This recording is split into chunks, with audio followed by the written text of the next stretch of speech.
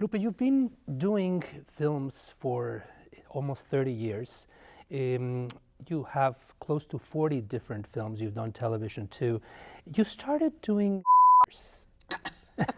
Tell me about it. Yes, I did start in the street.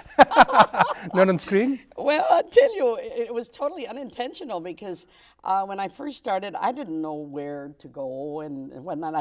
I started walking up and down Hollywood Boulevard because it was a period in the 70s where there were a lot of offices that they opened for talent. They were exploitive con artists, and I didn't know that. I was totally naive. And I'm walking down the street, and I'm standing at the street corner, and a guy comes up to me and says, "How much?" I said, "Excuse me, how much what?" Well, then it was full of but no, I mean, this is just off in reality, but I did play these, early on. But you're mainly known as an actress, a Mexican-American actress that has done scores of films with maids as characters. The stereotype. The stereotype. Let us say that, and it is not always the positive stereotype. The way that these maids have been written have been so outrageously ridiculous. You know, a bump on a log, as the expression goes. Yeah. You know, they're not supposed to have any character. They don't have any sense. Do you sometimes feel the temptation of telling the producers and the writers, change this character? You know, it's senseless, useless to argue with them. It's written and it's created by a writer, and they're not going to part. It's like taking their soul away from them, you know. But once you're on camera, and there is no turning back, and you prove to that camera and that director, the end result stays there. Because I know that I've done stuff that it was never even written or conceived, and it was all part of the creativeness. And I've heard that you feel quite connected and dignified by having done so many maids. I will always say it, because the people that provide us their services, their manual labor, are the very people that we would not be able to function without. You know, and with all due respect to those service providers, you know, why is it that a service provider can also be in a hospital and people that are not the non-professionals? When you were younger, did you ever work as a maid yourself? No, never worked as a maid. No, my parents were rather well off.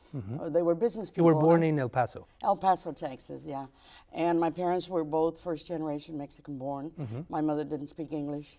And my father did speak English, served in the service, armed services and all that. And I was raised in the border.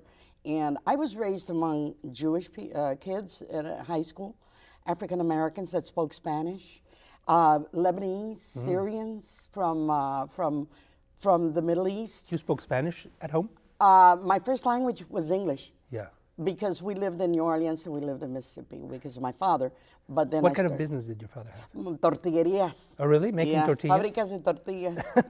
For the Mexican community. Mexican food, And the workers would be from El Paso? Or from would across the border from Ciudad Juárez, Mexico.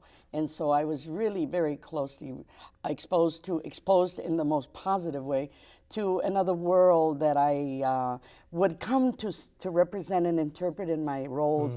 Little did I know that that was the earliest, richest wealth that I could ever be given. Because now the roles, I wouldn't be able to do them. In La Nacha, Real Women Have Curves. This is a woman, a very earthy woman, and it's hard to capture. You have to study, or you have to be pretty good at what you do. You understand what I'm saying? I've never lived in Mexico. Did you always wanted to be an actress? No, I'm a social worker. No, there was insanity. I just went on a whim and got involved. I'd be doing my social work. I'd go home, feed my kids, and then go off to the theater and do plays and get into classes. When did you get into acting? Do you remember the precise time? The first role, perhaps? Or the first role was in a play. No, the first role was on camera. But my first experience was in the theater. On the stage, en una obra que se llamaba Los Signos del Zodiaco. The zodiac signs. The zodiac signs. And I mean, I don't know what I was doing. I just let it all hang out, you might say, and it worked. It was I created a character. I didn't know what I was doing. But when you were little, did you used to watch on television? Oh yeah, I Pedro died every Infante? night. I played these death scenes. I don't know why dying was just an obsession with this kid. I'd get melodramatic. When I couldn't sleep, instead of counting sheep, I'd do my death scene.